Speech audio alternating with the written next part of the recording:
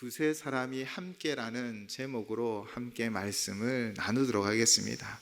하나님은 우리 모두를 중보 기도자로 부르셔서 우리를 통하여 정말 놀라운 일을 계획하시고 또 이루어 주실 줄을 믿습니다. 이 중보 기도에는 세 가지 의무가 있다라고 말씀을 드렸습니다. 첫째, 그 의무가 무엇입니까? 기도는 그리스도인의 영적 책무라는 것입니다. 기도는 우리의 영혼의 호흡과 같습니다. 그래서 숨을 쉬지 않으면 생명이 유지될 수 없는 것처럼 우리가 기도하지 않으면요, 우리는 서서히 메말라가게 되어집니다. 그래서 예수님은 항상 기도하기를, 또 낙심하지 말고 기도하라고 우리에게 말씀하고 있는 것이지요. 이것은 단순한 권면이 아닙니다. 바로 의무입니다. 반드시 해야 할 우리의 영적 책무입니다. 우리가 기도의 이 책무를 감당하면요, 하나님의 뜻이 우리를 통하여 반드시 이루어질 줄을 믿습니다. 두 번째, 기도의 의무는요, 기도는 성도의 가장 우선적인 사명임을 말씀드렸습니다. 많은 일을 할 수 있지만 기도가 없으면 능력이 없습니다. 그러나 기도하는 사람은 비록 작은 일을 할지라도 하나님이 함께 하셔서 놀라운 결과를 낳게 되어질 줄을 믿습니다. 예수님은 공생애를 시작하기 전, 또 사도들을 선택하기 전 기적을 베푸는 그 현장에서, 그리고 마지막 십자가의 길을 가는 그 십자가의 길 앞에서 기도하셨습니다. 항상 바쁘셨고 중요한 일들이 너무나 많았지만 그분은 항상 제일 먼저 기도하셨습니다. 그 기도를 통하여 수많은 역사를 이루어 갔던 것처럼 우리가 기도하는 것은 우리의 최우선에 두어야 하는 것입니다. 그래서 그 기도를 통하여 우리는 하나님의 사명을 감당할 수 있는 것입니다. 그래서 가장 우선적인 사명이 되어지는 것이지요. 세 번째 의무는, 기도는 하나님 백성이 감당해야 할 공동체적인 책임이라는 것입니다. 우리가 한 교회의 성도로 부름받았다라는 것은요, 단순히 그냥 예배에 참석하는 구성원이 되었다라는 뜻이 아닙니다. 우리를 공동체의 중보자로 부르셨습니다. 이 나라에 태어난 것도, 한 가정의 일원이 된 것도, 또 교회에 속하게 된 것도 모두 하나님의 계획 안에 있음을 믿습니다. 우리를 통하여 그 공동체를 살리고, 우리를 통하여 그 공동체를 새롭게 하며, 우리를 통하여 그 공동체가 가진 그 사명을 이루게 하시려는 것입니다. 그러므로 우리는 공동체적인 책임을 가지고 늘 우리 공동체를 위하여 기도해 주시기 바랍니다. 누군가 나라를 위해, 누군가는 교회를 위해, 누군가는 가족과 다음 세대를 위하여 기도할 때 하나님께서 우리를 통하여 놀라운 역사를 만들어 가십니다. 우리가 이 의무를 다하면요, 우리를 통하여 하나님은 무너진 곳을 다시 세워주실 것이고요, 약한 것을 강하게 하여 주실 것이며, 슬픈 곳에 하나님의 기쁨이 넘치게 하여 주실 줄을 믿습니다. 바로 기도는 승리의 요건이기 때문이지요. 기도를 통하여 우리의 삶을 새롭게 하고 또 우리를 일으켜 세워주셔서 하나님의 놀라운 능력이 드러나게 하여 주실 줄을 믿습니다. 한 젊은이가요, 삶이 너무나 괴롭고 힘들어서 상담가를 찾아갔습니다. 그래서 그 상담가에게 도무지 웃을 일이 없습니다, 너무 힘듭니다 라고 하소연을 했답니다. 그 상담가는 그 청년을 바라보며 곰곰이 생각하다가 이렇게 권면합니다. 요즘 이 도시에서 제일 유명한 광대가 있습니다. 그 공연을 보면 모든 사람들이 다 배꼽을 잡고 웃습니다. 그 공연을 한번 보세요. 그러면 즐거움이, 기분이 좋아질 것입니다 라고 대답해 준 것입니다. 그러자 이 젊은이는요, 아주 심각한 표정으로 그 상담가에게 이야기합니다. 선생님, 그 광대가 바로 접니다. 겉으로는 웃음을 주는 사람이지만 정작 마음은 웃지 못할 때가 많습니다. 진정한 기쁨은 단순한 웃음에서 나오는 것이 아니죠. 우리의 마음 깊은 곳이 회복되어져야 합니다. 그는 광대로 웃음을 사람들에게 주었지만 그 자신은 회복되어지지 않는 무거움이 있었다라는 것이지요. 우리의 마음이 먼저 회복되어지고 우리의 삶이 먼저 되어져야 합니다. 그 힘이 어디에 있는 것입니까? 바로 기도에 있다라는 것입니다. 그래서 우리는 기도해야만 하고, 기도는 우리의 의무가 되어지고, 기도를 통하여 놀라운 역사가 일어나게 되어집니다. 오늘도 우리는 기도로 승리하는 롤 모델을 살펴보려고 합니다. 왜냐하면 기도가 승리의 열쇠이기 때문이죠. 우리에게 롤 모델이 있다는 것은요, 정말 큰 도움이 되어집니다. 혼자 독학으로 길을 걸을 때보다요, 이미 그 길을 걸어간 사람들의 발자취를 따라가는 것이 사실 훨씬 빠르고 또 훨씬 안전하기 때문이죠. 한 번은 세계적인 바이올리스트 야샤 하이페츠라는 사람에게 한 학생이 찾아와 이런 질문을 합니다. 선생님처럼 연주하려면 얼마나 연습해야 하나요? 그는 잠시 미소를 띠며 이렇게 대답합니다. 야샤 하이페츠는요, 나처럼 연주하려 하지 말고 내가 연습한 듯이 연습해 보게라고 권면해 줬습니다. 우리는 승리를 바라보는 것이 아니라 먼저 발자취를 따라가는 자세가 중요합니다. 많은 사람들이 기도로 승리했다고 자신이 승리할 수 있는 것은 아닙니다. 그 승리의 길을 걸어가는 발자취가 있다는 것입니다. 어떻게 하면 우리의 중보 기도가 하나님의 위대한 역사를 만들어갈 수 있을까요? 그 승리의 비결을 오늘 살펴보면, 첫째는 예수 그리스도의 끊임없는 중보 기도입니다. 사실 모든 신앙의 가장 중요한 롤 모델은 우리 예수님이시지요. 그러므로 중보 기도에도 가장 중요한 롤 모델은 우리 예수님이십니다. 예수님께서는 우리의 진정한 중보자가 되어주셔서 우리의 삶을 인도하시고 우리의 삶을 도와주시며 우리에게 은혜 베풀어 주시는 우리 주님이신 줄을 믿습니다. 성경은 이 중보 기도에 대하여 우리에게 이렇게 설명하고 있습니다. 히브리서 7장 24절에서 25절 말씀입니다. 예수는 영원히 계심으로 그 제사장 직분도 갈리지 아니하느니라.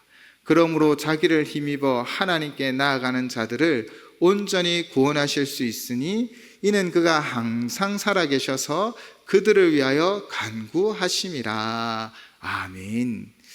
오늘 이 히브리서 7장 24절 25절의 말씀은요, 예수님의 영원한 중보에 관한 말씀입니다. 예수님은 지금도 살아계셔서 우리를 위하여 간구하고 계십니다. 그 중보 기도가 있기에 우리는 오늘도 살아가고 내일도 살아갈 줄을 믿습니다. 한 교수님이요, 오랜 사역을 마치고 병상에 눕게 되었습니다. 그를 사랑하는 제자가 그 교수님께 찾아와 눈물로 이렇게 고백합니다. 교수님이 이렇게 쓰러져 버리면 누가 저를 위하여 기도하고 나는 어떻게 사역할 수 있습니까? 라는, 그렇게 교수님을 사랑하는 마음, 또 그분의 그 은혜에 감사하는 마음으로 눈물의 고백을 하지요. 그때 교수님은 미소 지으며 이렇게 대답합니다. 걱정 말아요.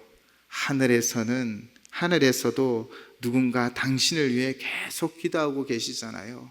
예수님이 끊임없이 기도하고 있습니다. 라고 말해 주었습니다. 제자는 늘 선한 영향력을 주고 또 해답을 가지고 늘 자신을 인도해 주는 그 교수님을 의지하였지만, 정말 우리의 진정한 의지의 대상이 되는 분은 바로 예수님임을 다시 한번 깨닫게 해 주었습니다. 그는 이런 확신이 다시 한번 자신을 일으켜 세우며 흔들림 없이 자신의 사명의 자리로 나아갔던 것이지요. 예수님은요, 결코 변함이 없으십니다. 예수님은 지금도 영원히 우리를 위하여 중보하십니다. 그래서 로마서 8장 34절도 이렇게 증언하고 있습니다. 누가 정죄하리요? 죽으실 뿐 아니라 다시 살아나신 이는 그리스도 예수시니 그는 하나님 우편에 계신 자요 우리를 위하여 간구하시는 자신이라. 아멘. 지금도 살아계셔서 하나님 우편에 계시고 우리를 위하여 영원히 간구하셔 주시는 분이 우리 주님이십니다. 우리는 그분의 중보 기도를 통하여 우리는 우리의 삶을 살아갈 수 있습니다. 그리고 그 하나님의 사랑에서 끊을 수 없지요. 우리 로마서 8장 37절에서 39절은 한 목소리로 함께 화면을 보면서 봉독하도록 하겠습니다. 그러나 이 모든 일에 우리를 사랑하시는 이로 말미암아 우리가 넉넉히 이기느니라.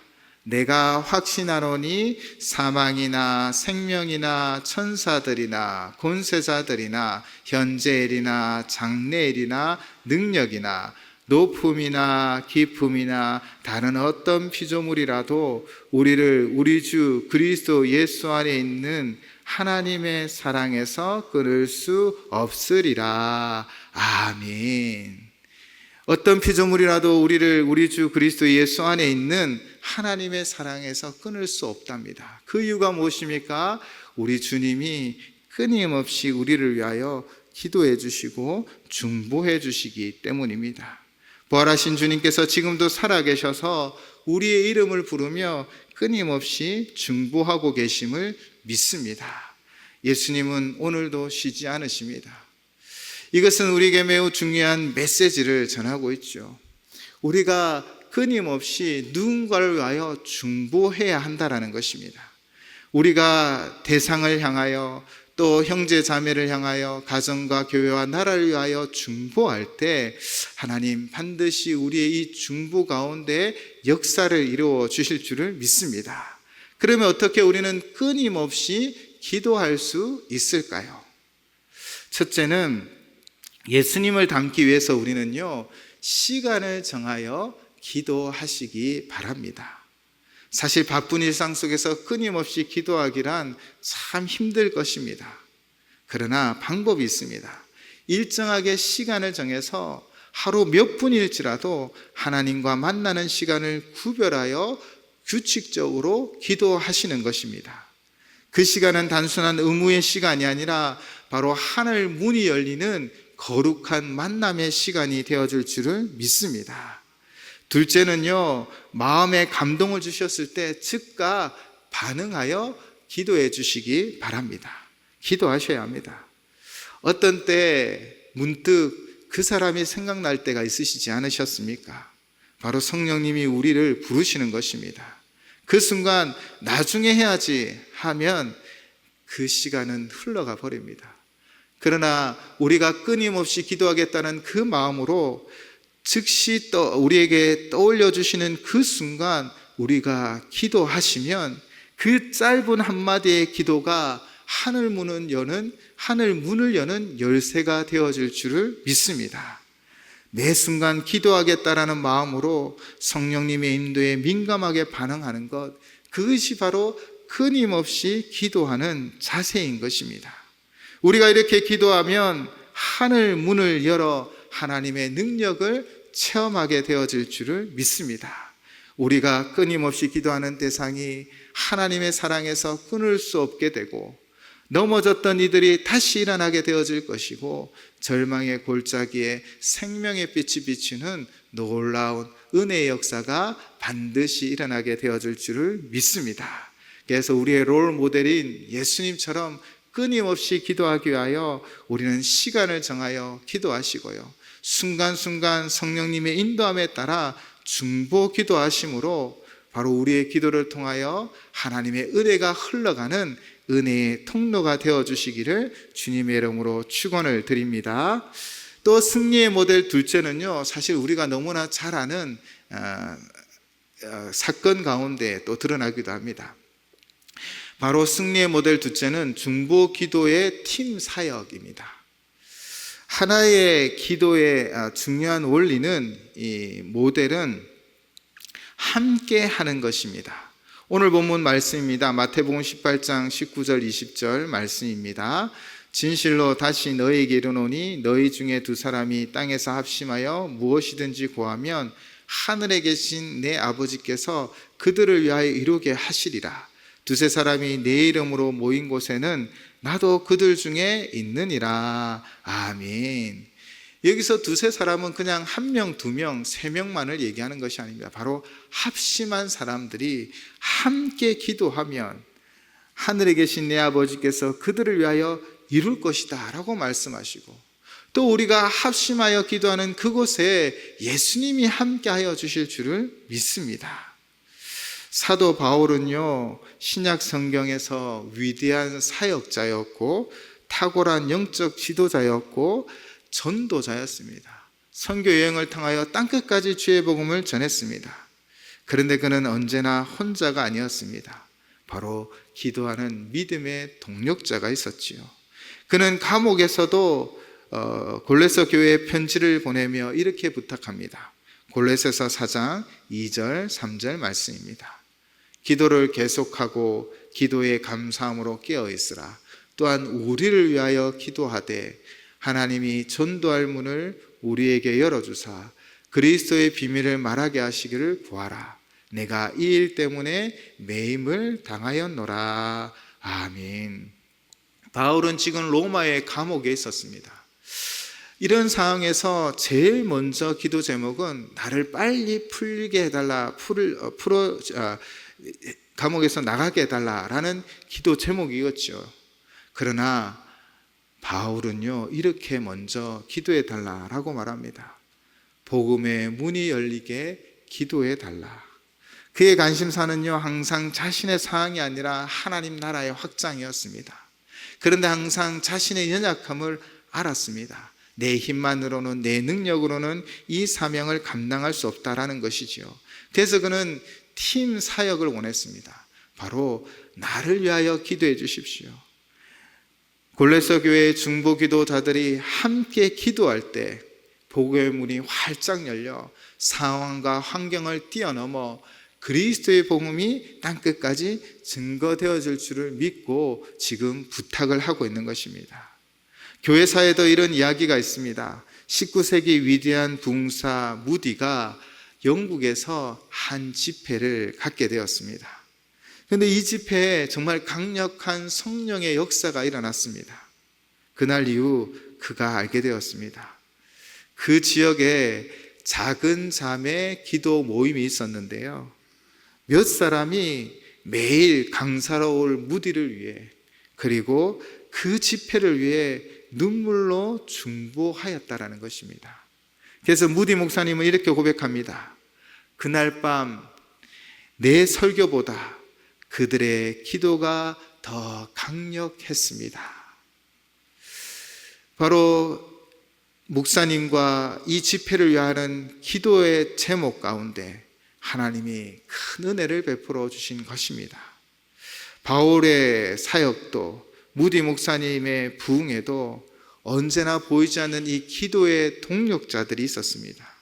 두세 사람이 모여 기도하는 그 시간, 그 역사를 통해 하나님은 위대한 역사를 이루어 가셨다라는 것이지요. 사도 바울의 위대함 때문이 아닙니다. 무디 선생의 말 주변 때문이 아닙니다. 오직 기도로 하나님의 문이 열리고 하나님의 은혜가 복음의 사역과 또 부흥의 그 장소에 임하였다라는 것이지요. 이는 마찬가지입니다. 우리 또한 우리가 함께하여 기도할 때 하나님은 우리를 통하여 하늘 문을 여시고 위대한 하나님의 역사를 이루어 주실 줄을 믿습니다. 무엇이든지 함께 기도하면 바울 사역에 함께 하셨던 성령의 능력이, 또 하나님의 부흥의 역사가 우리에게도 동일하게 임할 줄을 믿습니다. 그래서 팀 사역인 것이지요. 특별히 전도서 4장 9절에서 12절은 이 팀 사역에 대하여 우리에게 귀한 교훈을 주고 있습니다. 두 사람이 한 사람보다 나음은 그들이 수고함으로 좋은 상을 얻을 것임이라. 혹시 그들이 넘어지면 하나가 그 동물을 붙들어 일으키려니와 홀로 있어 넘어지고 붙들어 일으킬 자가 없는 자에게는 화가 있으리라. 또 두 사람이 함께 누우면 따뜻하거니와 한 사람이면 어찌 따뜻하랴. 한 사람이면 패하겠거니와 두 사람이면 맞설 수 있나니 세 겹줄은 쉽게 끊어지지 아니하느니라. 아멘. 삼겹줄은 쉽게 끊어지지 않지요. 기도의 팀 사역을 통하여 우리는 더 강력한 역사를 만들어 갈 수 있습니다. 그 분명한 예가 광야의 첫 전쟁 가운데 익히 드러났지요. 바로 출애굽기 17장의 아말렉과의 전투에서 분명하게 드러납니다. 아말렉과의 영적 전쟁의 승부처는 산 위였습니다. 그곳에서 기도하였지요. 이 전쟁을 살펴보면 팀 사역이 어떻게 이루어졌는지 분명히 보여집니다. 이스라엘이 르비딤에서 아말렉과 싸울 때 여호수아는 그 전쟁터에서 그들과 직접 싸웠습니다. 그러나 모세는 지팡이를 들고 산 꼭대기에 올라섰고요. 또 그때 함께한 이들이 있습니다. 누구였습니까? 바로 아론과 훌이었습니다. 출애굽기 17장 11절 말씀입니다. 모세가 손을 들면 이스라엘이 이기고 손을 내리면 아말렉이 이기더니. 아멘. 우리가 이미 진정한 승부처가 기도의 장소였다라는 것을 말씀드렸습니다. 바로 손을 들어 기도하면 승리하고 손을 내리는 그 순간에 이 패배의 짙은 어둠이 있었다라는 것입니다. 그런데 오늘 본문 그런데 출애굽기 17장 12절에 보면 놀라운 역사가 일어납니다. 우리 출애굽기 17장 12절은 함께 봉독하도록 하겠습니다. 모세의 팔이 피곤함에 그들이 돌을 가져다가 모세 아래에 놓아 그가 그 위에 앉게 하고 아론과 훌이 한 사람은 이쪽에서 한 사람은 저쪽에서 모세의 손을 붙들어 올렸더니 그 손이 해가 지도록 내려오지 아니한지라. 아멘. 여기서요 충격적인 사실이 하나가 있습니다. 모세가 피곤했다라는 것입니다. 여러분, 홍해를 가르고 반석에 물을 냈던 위대한 영웅 모세조차도 사실 연약함이 있고 피곤함이 있었다라는 것입니다. 이 말씀이 우리에게 큰 위로가 되죠. 우리 공동체에도 사실 저도 피곤할 수 있습니다. 또 묵묵히 사명을 다하는 우리 각 남성계 여전대회 회장님들 그리고 각 부서의 부장님들 다 지칠 때가 있습니다. 가정을 책임지는 때로는 남편 또 아내 그리고 우리의 가장이 되시는 아버지들 무거운 어깨에 피곤해지기도 합니다.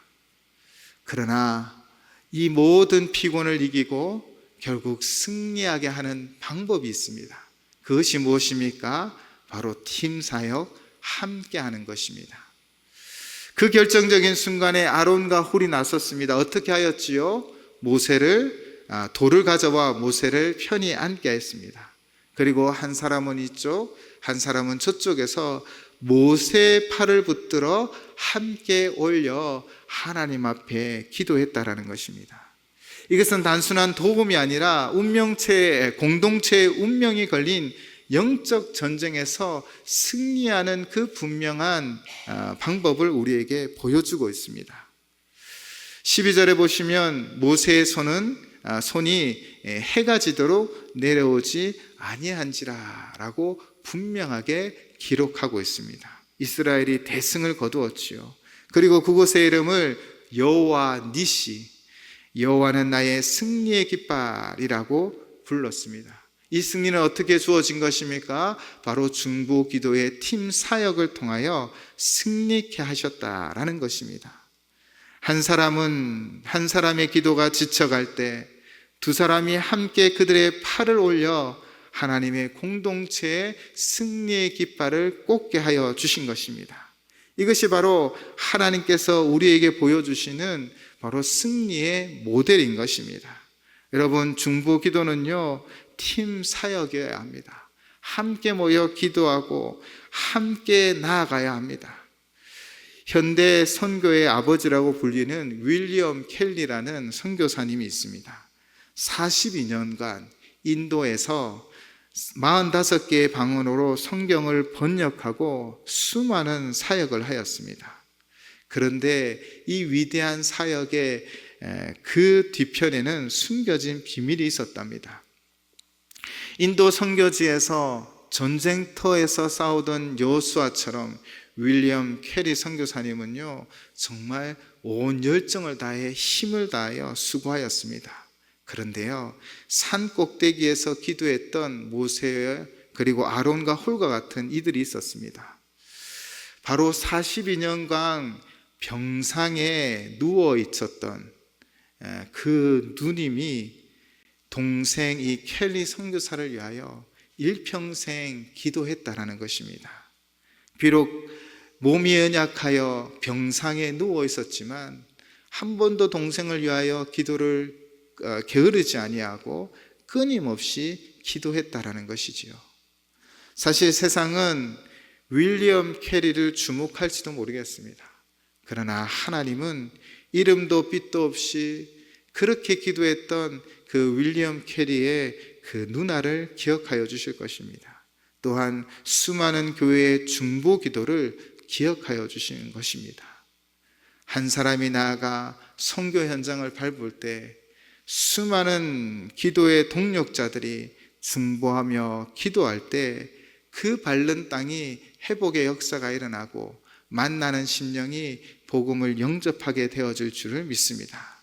바로 윌리엄 캐리 선교사님의 이 선교 현장은 그 누나의 기도의 현장이었다라는 것입니다.